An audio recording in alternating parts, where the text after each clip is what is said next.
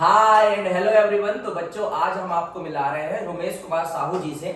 इन्होंने ना जब पेपर दिया ना, उसके बाद बहुत सारे हिंदी मीडियम के मिथ हुआ करते थे। मतलब हिंदी मीडियम के बच्चे बोला करते थे कि कम से कम 2 ड्रॉप तो लेना पड़ेगा नीट निकालने के लिए, कम से कम 3 ड्रॉप तो लेना पड़ेगा नीट निकालने के लिए। लेकिन इस बच्चे ने ना एक ही ड्रॉप में इतने अच्छे मार्क्स लाए हैं कि मैं तुमको क्या बताऊं। तो आपको ये समझना होगा कि आप एक साल में भी बहुत अच्छा परफॉर्म कर सकते हैं। चलिए, तो अपन रोमेश जी से ही जानते हैं उनके क्या मार्क्स आ रहे हैं इस बार, और उन्होंने अपनी तैयारी कैसे की और इसमें H2S का क्या योगदान रहा। चलिए रोमेश जी, बताइए तो फिर आप अपने बारे में। मेरा नाम रोमेश कुमार साहू है। मैं धमतरी गुरुद से गुरुद ब्लॉक से बिलोंग करता हूँ। मैं अपना 11वीं 12वीं का प्राइवेट स्कूल से किया हूँ। मैं नॉर्मल सीजी बोर्ड का छात्र हूँ, हिंदी मीडियम का।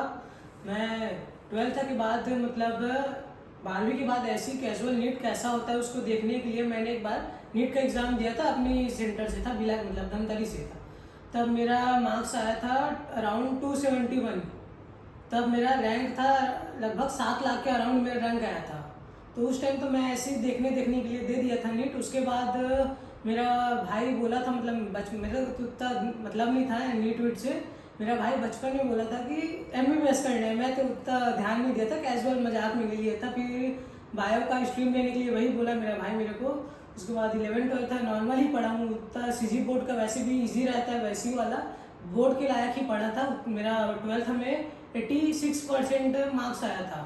उसके बाद मेरा भाई कोचिंग के बारे में पता किया भिलाई में। तो वो यहीं से H2S से एक BA पढ़ के निकले थे। वो एडवाइस दिए कि H2S जाना चाहिए करके। फिर हम 1-2 कोचिंग और पता किए। उसके बाद सीधे हम लोग H2S आए। मैं तो उतना कोचिंग के बारे में नहीं जानता था कि कैसा होता है, बाकी कोचिंग कैसा पढ़ाते हैं। मेरा भाई सीधा बोला, मैं इधर आ गया, H2S होता है, अच्छा होगा। फिर मैं आया और विकास सर, अय्यर सर और सरब सर से मैं ही उन्हीं से पढ़ा हुआ हूँ पूरा मैं साल भर। और उसके बाद मैं जब आया तो मेरे को पता नहीं था कि नीट होता कैसे, क्या पढ़ना होता है। मैं जब आया था मेरे को तो PRQ क्या होता है वो नहीं पता था। नॉर्मली हिंदी मीडियम के वाले को तो पता नहीं भी होता, मेरे को भी नहीं पता नहीं होती हिंदी मीडियम वालों लोग बोलते थे कि क्वेश्चन प्रैक्टिस करते थे। मैं पूछते थे कहाँ से कर रहे हो, कुछ लोग सर से ही पूछते थे तो PRQ बोलते थे। मैं क्या बोल रहा है, ऐसे होता था मेरे लिए। तो धीरे धीरे सर पढ़ाते थे तो समझ आता जाता था। शुरू से तो एकदम समझ नहीं आया, तो मॉडर्न फिजिक्स से चालू किए थे जैसे फिजिक्स में। तो वो थोड़ा सा अच्छा हुआ मानता हूँ मेरे लिए, क्योंकि बाकी जैसे 11th का सिलेबस बहुत टफ है, तो मॉडर्न सिलेबस से चालू किए सर लोग। तो वो बहुत ज़्यादा बेनिफिशियल रहा कि मैं फिजिक्स को थोड़ा सा अपना एक्सेप्ट कर पाया कि फिजिक्स से जैसा कुछ होता है अच्छा खासा।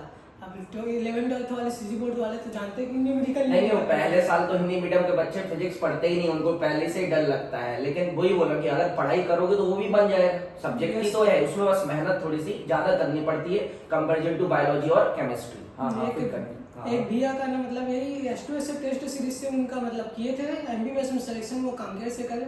उन्होंने मैं उनसे एडवाइस लिया था कि कैसा करना चाहिए, मेरे को पता नहीं था। तो वो बोले थे कि पढ़ना सब चीज़ है, छोड़ना कुछ नहीं है। फिजिक्स भले शुरू में ना बने लेकिन धीरे धीरे करके बनाना। और यहाँ आने के बाद भी सर लोग बताते थे कि डरना नहीं है, मेन चीज़ ये होता है। धीरे धीरे करके जब सर पढ़ाते थे, क्लास में क्वेश्चन बनवाते थे, तो मैं खुद से ट्राई मारता था। मेन चीज़ तो ये कि खुद से ट्राई मारना चाहिए। ऐसा नहीं कि सर बोल दे रहे हैं तो बाद में कर लेंगे करके छोड़ना नहीं चाहिए। तो जैसे सर बताते थे तो बनाता था, तो थोड़ा बहुत बनता था और बहुत मिस्टेक भी होता था शुरू में। तो जैसे कि अपना न्यूमेरिकल कैलकुलेशन मिस्टेक, ये सब पहले कुछ अंडरस्टैंडिंग मिस्टेक ये सब होता है।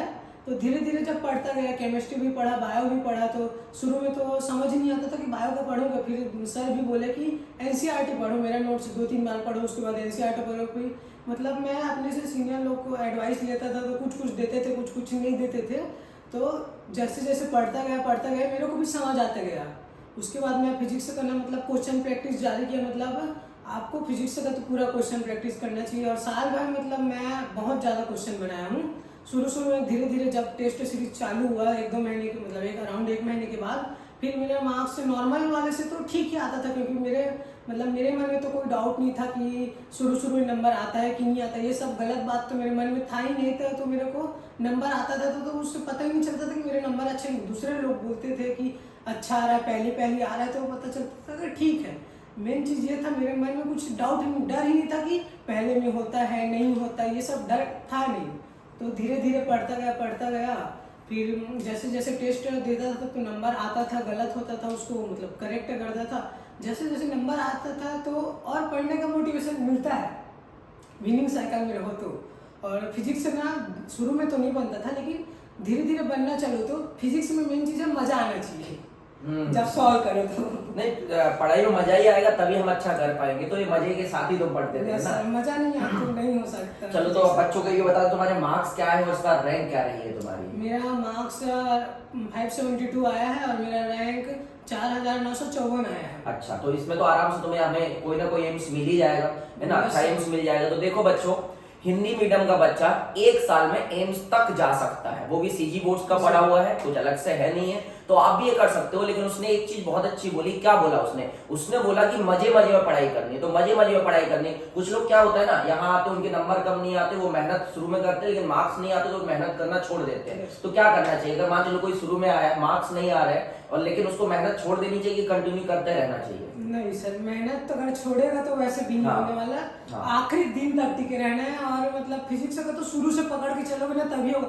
अगर तुम सोचोगे कि आधे बीच से मतलब शुरू में बायोकेमिस्ट्री संभाल लेते, लास्ट के टाइम में हम फिजिक्स से करें, तो कभी नहीं होने वाला। मतलब फिजिक्स तो हर दिन तुमको 3-4 घंटे पढ़ना ही पड़ेगा, अगर वो नहीं करोगे तो बड़ी दिक्कत है। केमिस्ट्री बायो भले एक आध दिन नहीं पढ़े, अगले दिन जाके अपन उसको कवर कर सकते हैं, लेकिन फिजिक्स कवर नहीं होगा। ठीक है रोमेश जी, तो ये तो बहुत मतलब हमारे लिए एक बहुत ही, तुम्हारी स्टोरी जो है हमारे लिए बहुत ही इंस्पायरिंग है, क्योंकि हिंदी मीडियम से आके एक छोटे से स्कूल से पढ़ के तुमने इतने अच्छे मार्क्स लाए, इतने अच्छे रैंक लाई। क्योंकि इस बार पेपर वैसे भी टफ था, बहुत सारे बच्चे डर गए, लेकिन उसके बावजूद भी तुम 572 रहे। तो अब हम ये जानना चाहेंगे कि H2S ने आपके मतलब इस सफलता में क्या योगदान दिया? हमारे जो टेस्ट पेपर होते थे वो तुम्हारे यहाँ क्या मार्क्स आते थे, और फाइनली तुम्हारे क्या मार्क्स रहे? तो इस पे भी थोड़ा बताइए रोमेश जी, कैसा रहा ये आपका सफर? सच बोलूं तो मैं H2S आके बदल गया हूँ, सीधा बोलूं तो मैं मतलब H2S आने से पहले मैं एक नॉर्मल लड़का था, सीधा साधा। लेकिन बस जब यहाँ आया तो पता चला कि मैं कुछ कर सकता हूँ, अपने आप को मतलब ढूंढा, मैं सही बोलूँ तो मैं अपना मतलब दूसरों से अलग पाया, कि खुद में पता चला कि मैं कुछ कर सकता हूँ बड़ा। नॉर्मल तो एकदम सीधा साधा नहीं हूँ करके पता चला। तो जैसे जैसे मैं H2S में आया तो यहाँ पास मेरे को पढ़ने वाला एक अच्छा खासा माहौल मिला।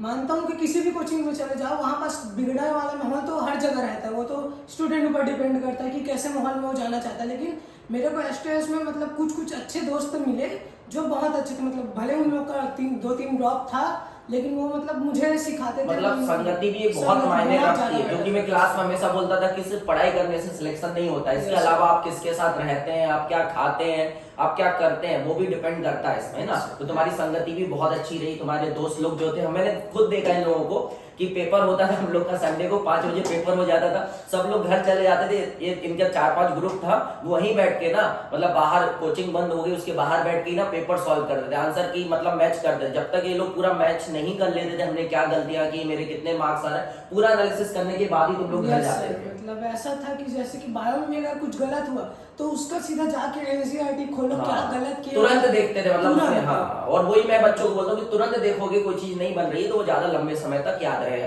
अच्छा, मुझे लगता है तुम्हारे ग्रुप में जो 4-5 लोग थे सबका ही ऑलमोस्ट सिलेक्शन हो रहा है ना, और वो भी बाउंड्री पे नहीं, अच्छे मार्क्स पे, जिनको कंफर्म ही मिलेगा। ठीक है, तो बच्चों बस मुझे इस बच्चे से मिलाने का मेरा आपका ये जो मतलब मोटिव था, ये था कि यार हिंदी मीडियम वाला बच्चा भी एक साल में बहुत अच्छा, आप देखिए ना भाई 4954 रैंक लाया है, और ओबीसी रैंक क्या रही है तो तुम्हारी 1920 पहले साल में, एक साल में सीजी बोर्ड से।